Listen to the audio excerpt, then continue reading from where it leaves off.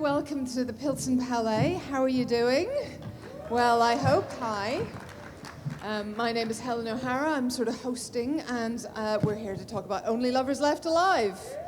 Yes, that is the correct answer. Have all of you seen it? Okay, not a few heads shaking. All right, well, that's all right. We're not going to talk necessarily spoilers. We will be taking some questions from you guys, so do get your thinking caps on. But the main thing is, please join me in welcoming one of the stars of the film, Tilda Swinton. Ooh. I'm going to transfer over here. Two of them. Look, I've got two. I know, I've just realised that as well. Well, we can pass these out. I didn't see how many hands went up for people who'd seen the film before. Seen it before? Yeah. Okay, I love that. I love that you've come tonight to see a film you know in the dark. I'm so delighted to speak to you about this because I love this film. Is it weird if I say that this is, I know it's a vampire movie, but it's so life-affirming. It's so encouraging somehow about the possibilities of life. Is that fair? I hope so. I mean, I feel that way. For those who haven't seen the film before, I remember Jim Jarmursch, who, by the way, sends his love. I spoke to him a few days ago and told him I was coming, and he sends all his love, and he would be here, especially since it's midnight. Yeah. He's very nocturnal. He would love to have been here tonight. He started talking to me years before we made it about exactly that, about something really life-affirming. He had this whole inspiration of this Mark Twain book, the Diaries of Adam and Eve, in which Eve is this space cadet. Life is just worth living. And Adam, this grouch, not actually a sort of emo musician in Mark Twain's version, but it was very easy to flip it. It was very much his vision that it should be life-affirming, so I love that you say that. You were obviously involved, as you say, for a long time before the film was made, so did it change a lot in that time? Did the script transform? Did Eve transform herself? In a way, not. I mean, that's what is always beautiful, when there's such a strong kernel and it doesn't change that much. I mean, it actually didn't lose itself. Yeah. It felt like we did finally deliver what he'd set out to do. We were originally going to shoot it, we were always going to shoot it in Detroit. Detroit was one leg of it, and we were going to shoot it in Rome, and then at a certain point it turned into Tangier. But we knew it was always going to be in the dead of night. Yeah. We shot the whole thing at night. Did that help you get into character? I don't know about character, but we were all tired all the time. But there's something about working at night which is fantastic, especially in Tangier and especially in Detroit, being out and about all night. We were all nocturnal for the 3 months that it took to make the film. Yeah. Kind of strangely method, I suppose. So, tell me about Jim himself. I mean, he seems like a rock star who just happens to make amazing films. He's a rock star. Yeah. He's a musician, first and foremost. His band's Squirrel. I don't know if you know Squirrel, but he's a great musician and has always made music. And this is, I think, particularly close to him because it's about a musician. Yeah. And it's about a grouchy musician who's... I mean, I will say that, and he wouldn't mind me saying this, that it's very largely inspired by him and his own sweetheart, Sarah Driver, who has got more than a tad of Eve in her. Yeah. And she's the sort of light one, and he's the dark one. Yeah. Always, oh man. That's Jim Jarmusch's cri de coeur, always, oh man. So he's that musician. Yeah, that's amazing. And so, but to play that role, to play Adam, Tom Hiddleston came in really quite late in the day, which must have been slightly nerve-wracking for everybody involved. But it's so good, it's so right. I can't imagine anyone else ever having played it. Yeah, that was a really lucky thing, and we thought a lot about who it might be, and we thought a lot about real musicians a lot. But finally, Tom kind of just rose up into our consciousness, and he's not like Adam at all, and he did a very good acting job, and he's a very good actor, Tom Hiddleston, and it was a very beautiful thing to see him. Kind of, I think, downloading Jim a lot of the time.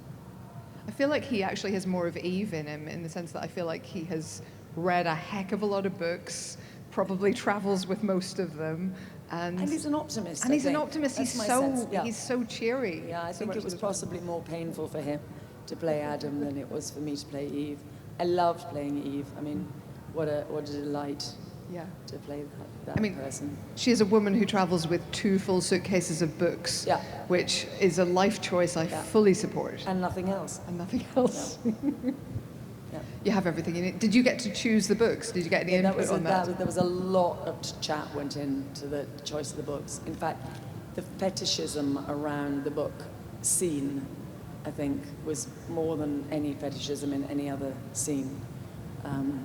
Because it's also Jim, and there's a section in the film. There's a place in the apartment which is a sort of hero's wall, which is almost exactly like the hero's wall in Jim's apartment. All his, everybody from William Burroughs to Patti Smith to, Byron. All these pictures on the wall. Yeah. And this film does kind of posit the, again, great idea that a good way to be an immortal would be essentially to be a muse, or at least hang out with cool people for the rest of your life. Company, I would suggest, good company, fellowship, and a sense of faith in the spirit of companionship. That's one route to immortality. And Eve, I mean, Adam is whatever he is, he's like a couple of 100 years old. Eve's 3,000 years old. She's an old druid. And so she knows what she's on, and she's really keeping that good company is really important to her. Hence her hanging out with her friends, like John Hurt's character. So, yeah. We have some time. Shall I take some questions from the audience? It was fun playing Eve. I was just wondering what it was like kind of revisiting the character briefly for What We Do in the Shadows. Yeah. That was a great call to get.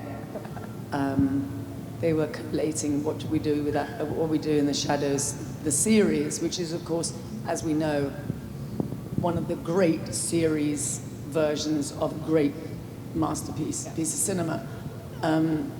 Wanted a sort of council of vampires and had the idea of ringing us all up. And when I knew that they were also ringing up Wesley Snipes, I was very intrigued. But that was great. And we got the wig. And Eve lives on. I'm available for, for any other moments that she might be appropriate. It was great. Did Jim sign off on that? Was that sort of something you had to run by him? He sort of was quite insouciant about it, but I think he was really chuffed. Okay. And we had next question, the guy behind. Hello, sorry, a bit close. It's a bit off the film totally, but having worked with people like Idris Elba in 3,000 Years of Longing, and I forgot the other actor, but big name actors, do you think you've made it into what they call like the big leagues, or are you still more in that sort of indie lower level film, do you reckon? Like, is that your intention to move up into those sort of bigger budget films, or do you still like those sort of more avant-garde artistic films? That's a great question. The truth is that I was grown in what used to be called the underground. It was even before there was such a thing as independent film with a capital I. I started making films such a long time ago, in the middle of the 80s. And it was before independent film was really deemed in any way bankable. And so I came from this really feral world. And it's very rarely have I been invited into some kind of industrial world. And I've enjoyed it every time. It's always been a bit of a trip. But I've always gone with quite a small suitcase, because I know that I'm not going to be there for very long. So there's a moment when George Miller, who I worship, brings me up and says, will you come and make a film with me and Idris Elba? And actually, at that point, Idris Elba wasn't even attached, but to go and make a film with George Miller, who I've always loved ever since Mad Max, was an excursion. Although, having said that, he's a pretty radical filmmaker, George Miller, so even though it was a massive film with big budgets, and eventually with Idris Elba, who's not a slouch and not an underground star at all, was really a thrill, but it was also a bit of a, it's not my day job, if you like. So I do these momentary kind of excursions into studio filmmaking when I can, because I'm really interested in it. But it's not my home base. My home base is much more kind of homemade. What was it like working with David Bowie on the Stars Are Out Tonight video? It was magical, as you can imagine. It was absolutely magical.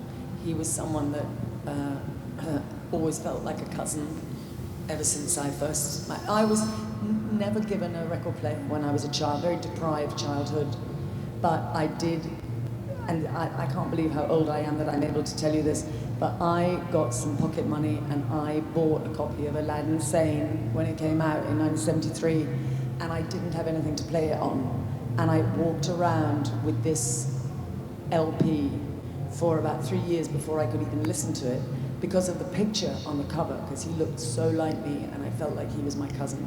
So I had known him ever since I was a child, and I was fortunate enough to get to know him later as a friend. And then he asked me to be in The Stars Are Out Tonight, and that was just, I still pinch myself. He was everything you could ever want Bowie to have been. He was it. He was everything.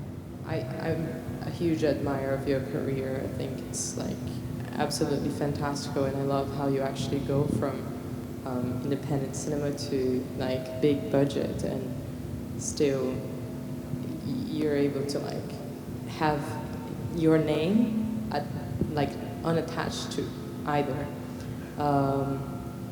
And I was just wondering, like, coming out of that, but in a weird way, I'm sorry, what does this moment represent for you? Because I've heard, like, rumors that you're a big Glastonbury fan. I don't know if it's true. And it's my first Glastonbury, and I'm finding it insane to be here in this moment. Like, I signed up for it without knowing that there would be a cinema here.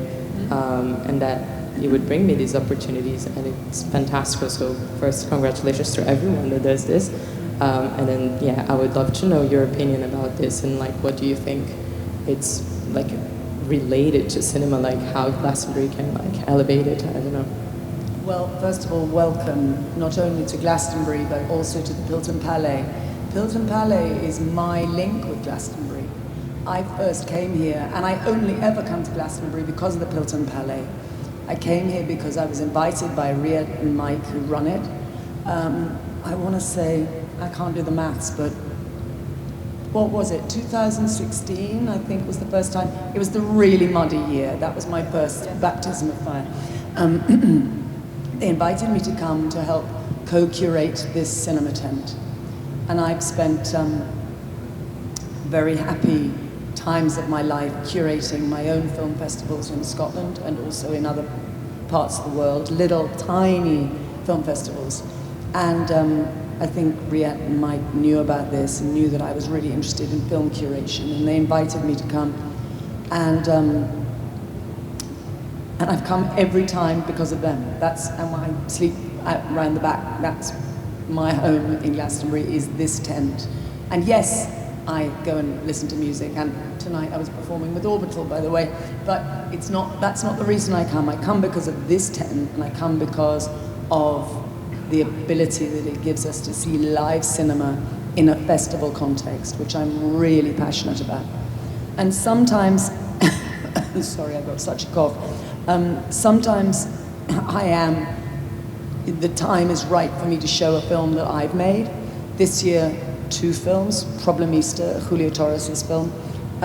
We showed on whatever, Thursday, yeah. And thank you, years ago. And now it's Only Lovers, and it's always an incredible incredible, let me think of the right word.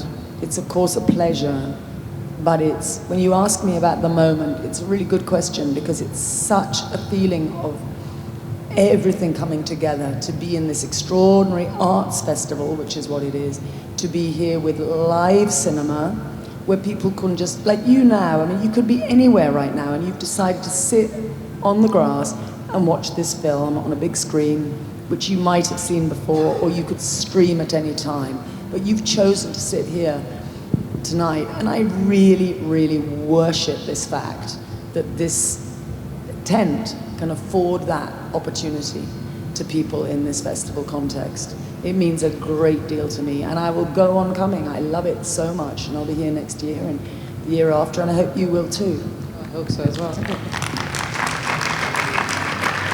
You seem to me like an actor who seems motivated to work with particular directors, like Wes Anderson and Joanna Hogg. What was it about Jim that you wanted to work with? And is there any up-and-coming directors who you have your eye on to work with in the future? That's a great question. I'm a very lazy person and was very spoiled very early on in my working life, that I worked first of all with a family together around one filmmaker, Derek Jarmusch. I worked with that group of people for 9 years, I think, almost exclusively. And so I learned very early on the delights and the real nourishment of working in a collective. And so what I'm always doing is looking for people who have this kind of family feeling around them.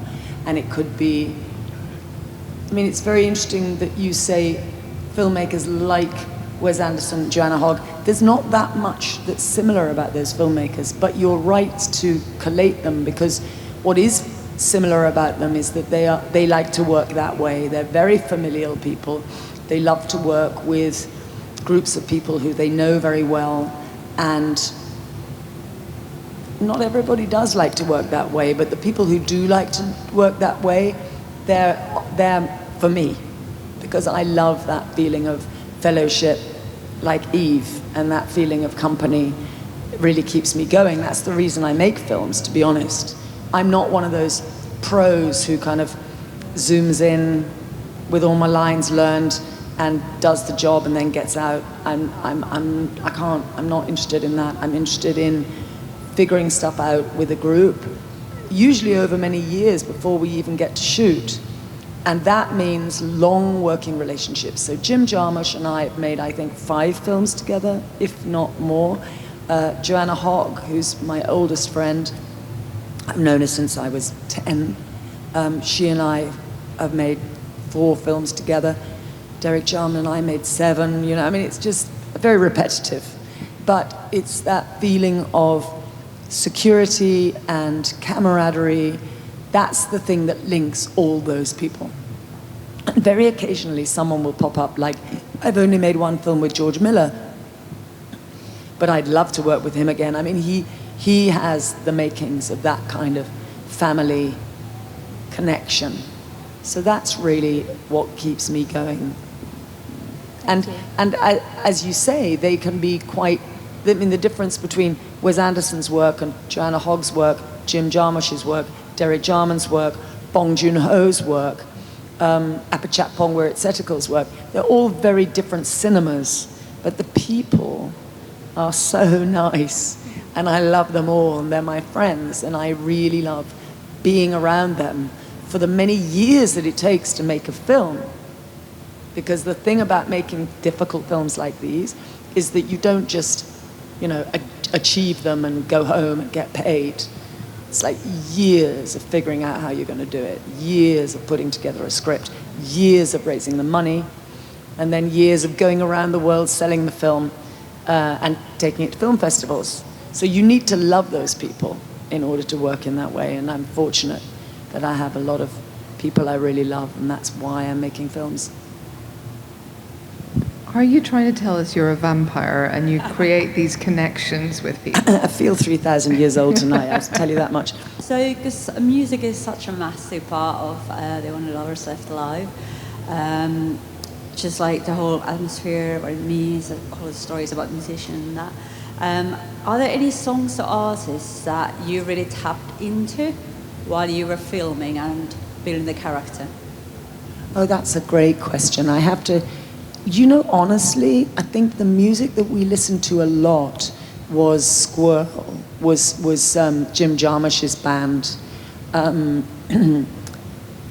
Is Sandro around? What's the name of Josef, the amazing, what's his name?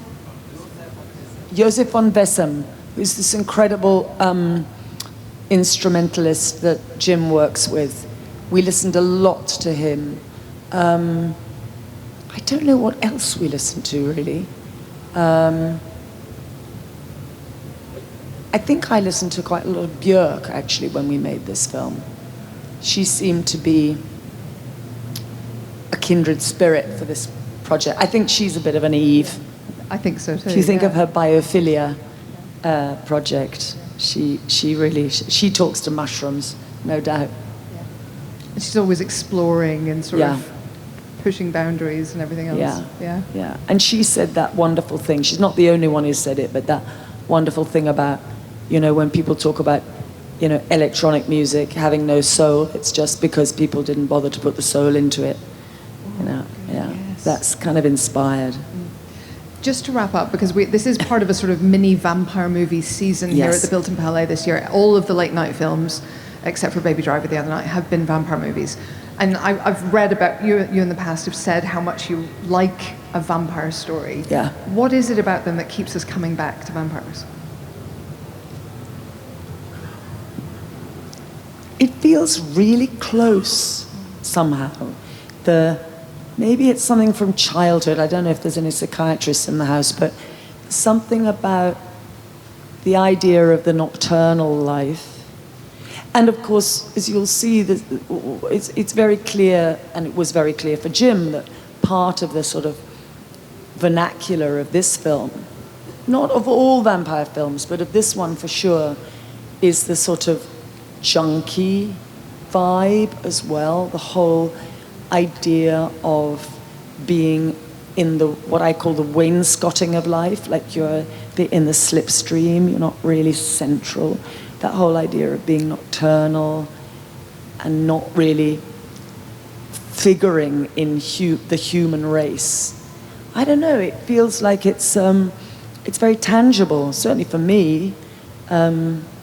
Doctor, since we're in a session. I don't know whether that's why it appeals to other people, but that's definitely why it appeals to me, that feeling of being an outsider, and it dignifies the position of the outsider. And it's very romantic as well. And it feels, for some reason, vampirism feels that it has something to do with love as well. This one, obviously, is a love story. Not all vampire stories are love stories. We have Nosferatu tomorrow, which is less romantic. Oh, God, I wish I was here. That's going to be a good one. Yeah. But listen, I think that's all the time we have, because you have to actually watch the film. Yes. So, huge thank you to all of you for your questions, and massive thanks to Tilda Swinton. Thank you so much. And keep coming back to the Pilton Palais. I'm going to China tomorrow to shoot a movie, believe it or not, so I won't be here tomorrow, but I will be here next year, so see you then.